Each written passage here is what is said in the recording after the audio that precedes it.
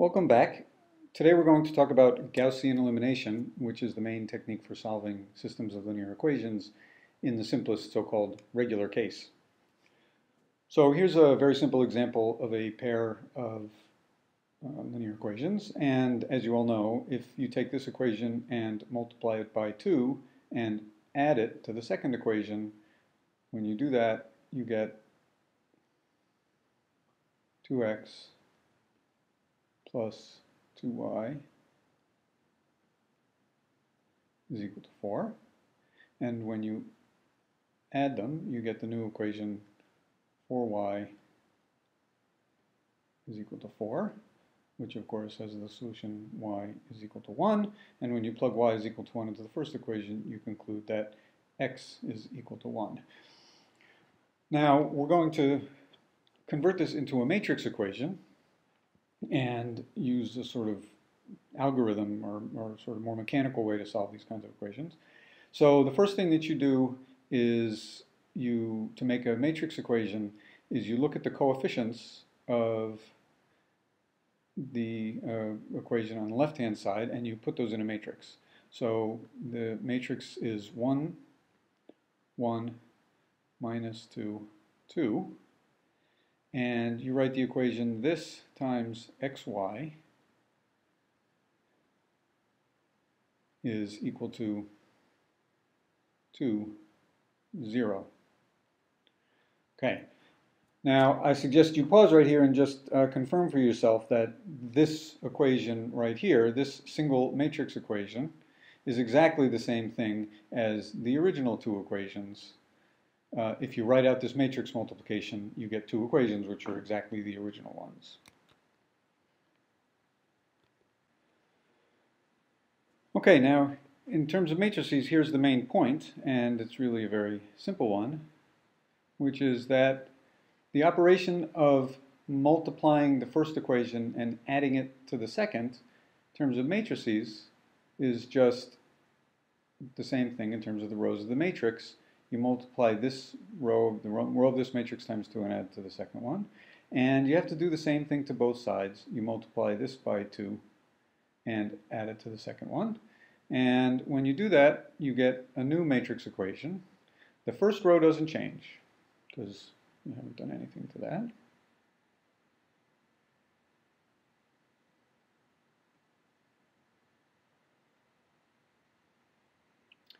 The second row becomes 0, 4. Excuse me, I shouldn't have written this 0 here. This becomes a 4. Okay, now this matrix equation, the first one, is exactly equivalent to the second equation. And the second equation has a particularly nice form. So I'll put a box around it. And this matrix here is upper triangular.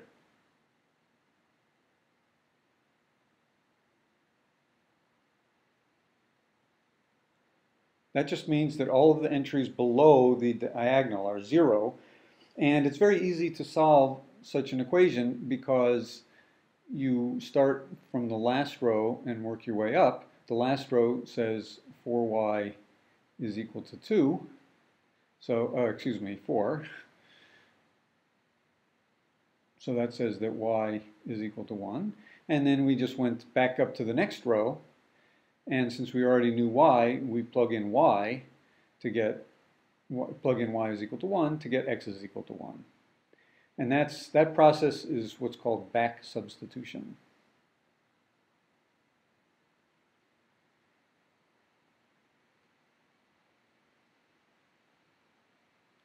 Okay, and Gauss elimination is basically just trying to put any matrix into this form and then solving it by back substitution.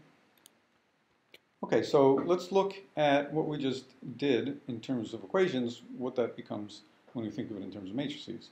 So here's the main point. So I'll write down a general 2 by 2 matrix, A, B, C, D. And suppose you wanted to multiply the first row by 2 and add it to the second, this thing we've been doing all the time. Well, here's the fact. that's exactly the same thing as multiplying on the left by this 2 by 2 matrix. Because if you do this matrix multiplication out, what you get is A, B, 2A plus C, 2B plus D, which is indeed 2 times the first row added to the second. So this is the first big point of Gaussian elimination. The fact is that doing these row operations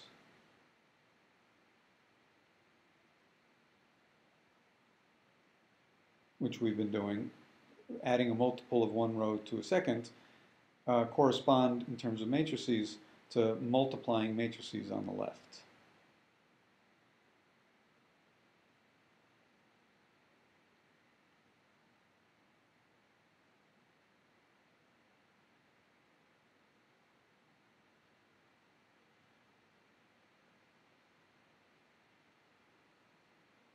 So we're going to think of solving a system of equations by doing a bunch of operations where we multiply by matrices on the left. Okay, so let's go back and solve that simple equation that we had before, thinking of it in these terms. So this is this 2 by 2 equation we solved a few moments ago. And in the language that we're talking about, we're going to multiply on the left by the matrix 1, 0, 2, 1. And in order to keep things legitimate, you have to multiply both sides on the left by the same thing. And after you do that, you have this equation 1, 1, 0, 4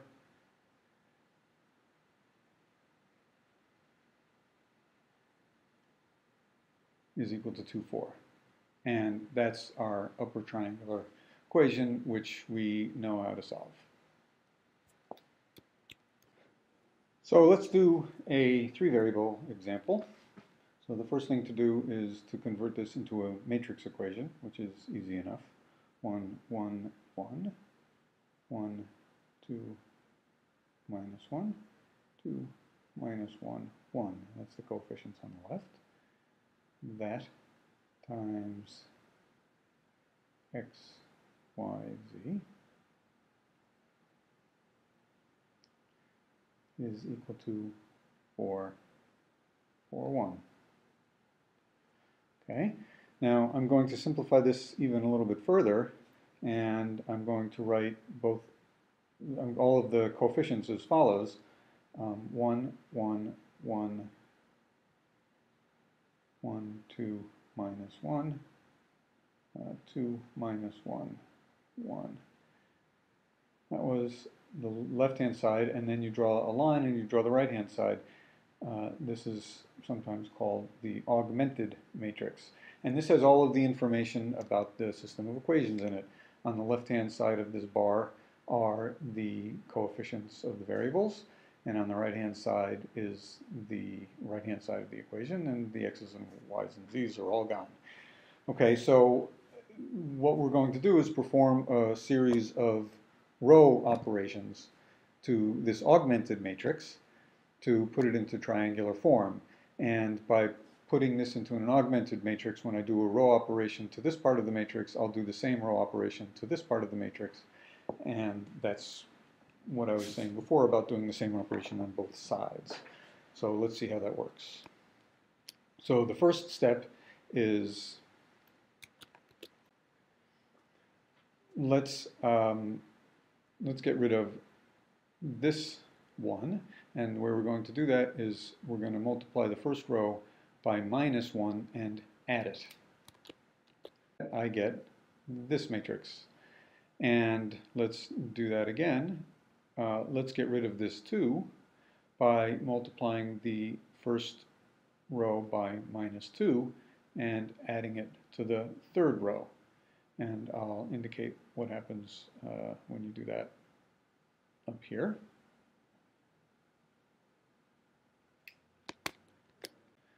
And what you get is this matrix indicated here. Okay, so what we've done is we've so to speak, killed off these two coefficients. We're trying to make the matrix upper triangular, so the only thing left to do is to get rid of this one. And the way I'm going to do that is I'm going to do the row operation where I multiply this row by 3 and add the 2. And what happens when I do that is I get the following matrix. Okay, so now the matrix is in upper triangular form, and it's very easy to solve it by back substitution. The third row tells you that Z is equal to 1. And then when you plug that into the second row, you get Y minus 2 is equal to 0, which says that Y is equal to 2. And when you plug both of those in for the first row, you get that X plus 2 plus 1 is equal to 4, which says that X is equal to 1.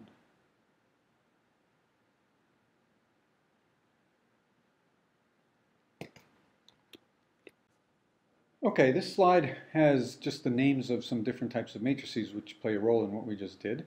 An elementary matrix is one which has ones on the diagonal. It has a single non-entry term below the diagonal and is 0 everywhere above the diagonal. This corresponds, when you multiply by something like this on the left, to adding k times one row to another row, and which rows depend on the position of this k. And a lower triangular matrix is simply one where all of the entries above the diagonal are 0. And a special lower triangular matrix is one where not only is it 0 above the diagonal, but the entries on the diagonal are all 1. And finally, an upper triangular matrix is one which only lives above the diagonal. So now let's suppose we have a general matrix equation with n equations and n unknowns. So here A is an n by n matrix. And I'll write the equation as A times this vector is equal to this vector of constants. And I'm leaving a space here because I'm going to be putting some other stuff in there. And what we just saw, the technique of Gaussian elimination that we just saw, amounted to the following thing. What I want to do is I want to multiply both sides of this equation by some elementary matrix, E1, which kills off one of the lower triangular terms, one of the terms below the diagonal of A. That's what multiplying on the left by elementary matrices enables you to do.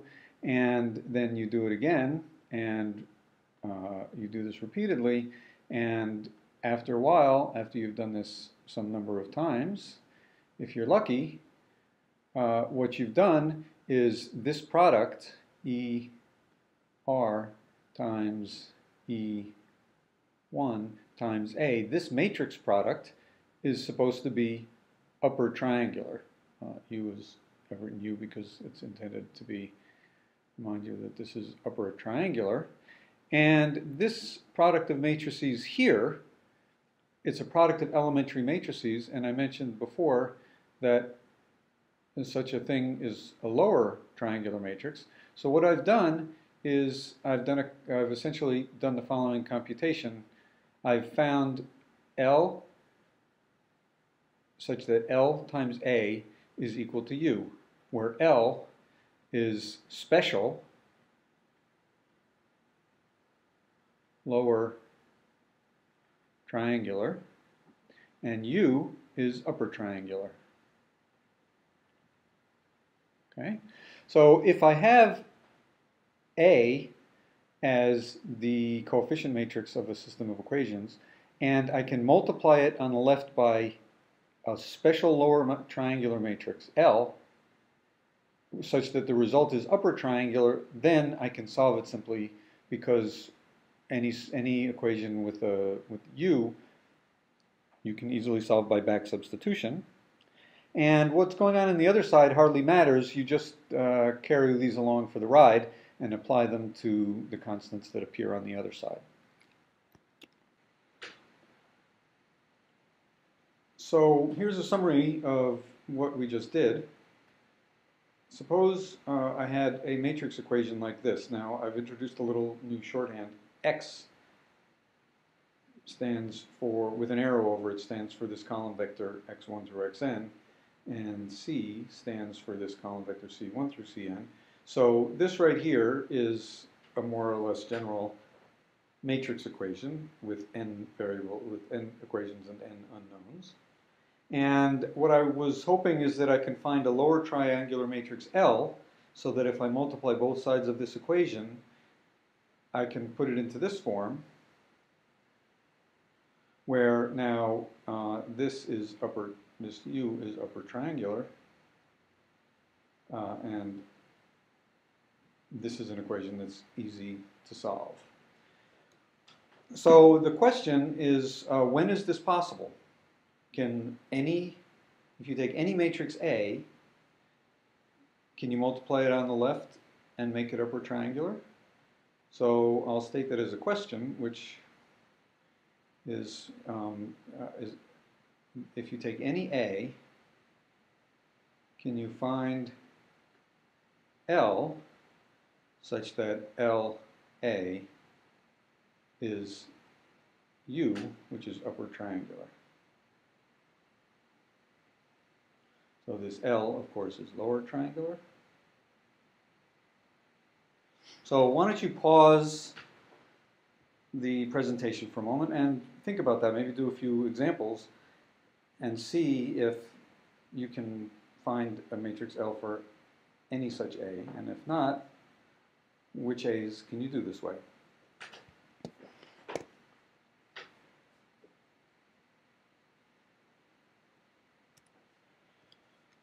Okay, so, well, I'm not going to really answer the question. Definition. A is regular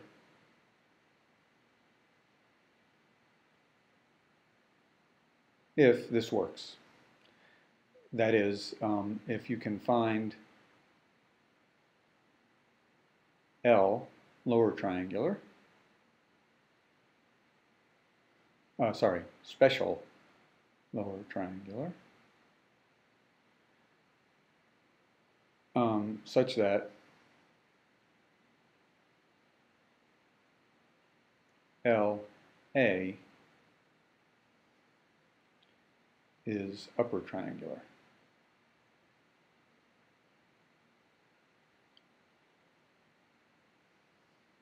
So this is just the definition of the word regular, and it's a non-answer to the question.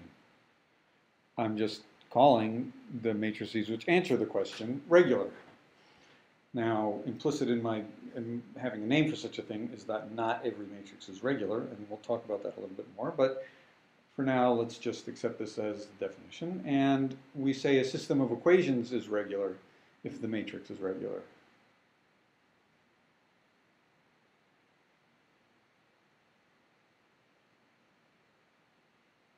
A system of linear equations given by matrix A.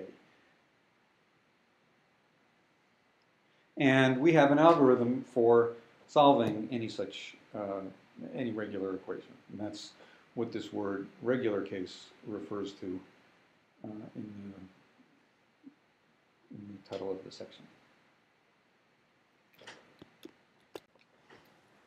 Now, I need to point out something which might be just a little bit confusing at first, but the book states things slightly differently. So what the book says, I'll call this definition prime, is that A is regular if I can find L and U, lower triangular, special lower triangular, and upper triangular as usual, such that LU is equal to A.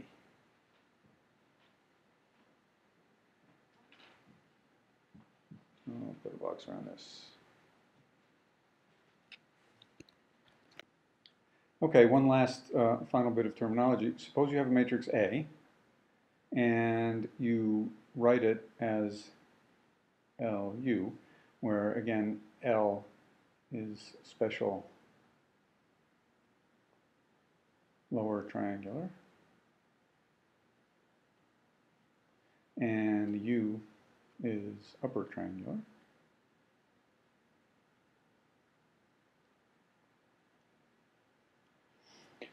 This is called, strangely enough, the LU decomposition.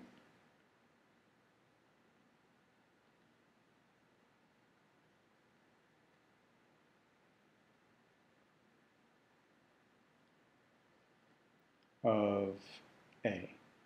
And for such a decomposition exists exactly if A is regular.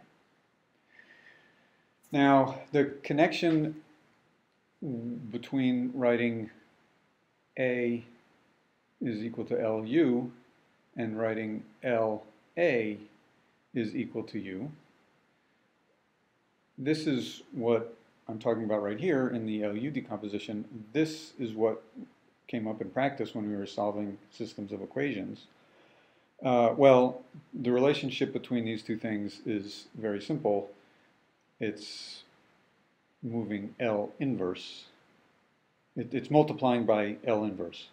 But that doesn't come till the next section, so let's not worry about that for now. And I'm just going to do one last example to illustrate how you solve an equation by using this decomposition.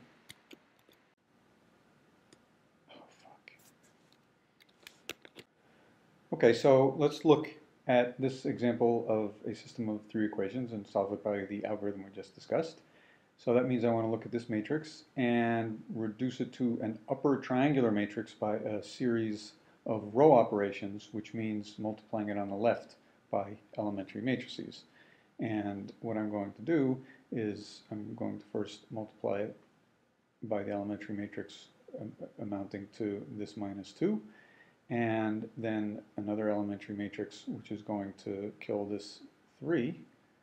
And the last step isn't that easy to see. You have to work out the intermediate steps, but it turns out the last step is going to involve adding 1 times the second row to the third.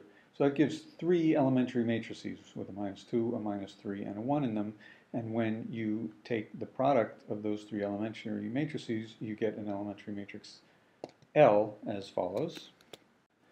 You get this matrix identity, where now this is L, and this is A, and this is U. And in order to finish solving the equation, we take this matrix L and multiply it by this vector V, this vector 2, 5, 3, to get the following.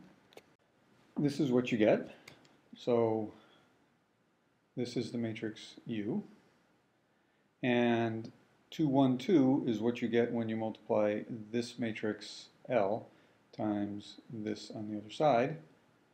And so we've therefore replaced the original equation with an equivalent equation, which is upper triangular and very easy to solve. And I'll just finish by writing down the solution. You look at the last row and you immediately conclude that Z is equal to 1. And if you plug, Z is equal to minus 1. And if you plug minus 1 into the second row, you conclude that Y is equal to 1. And then finally going back and looking at the first row, you conclude that X is equal to 2.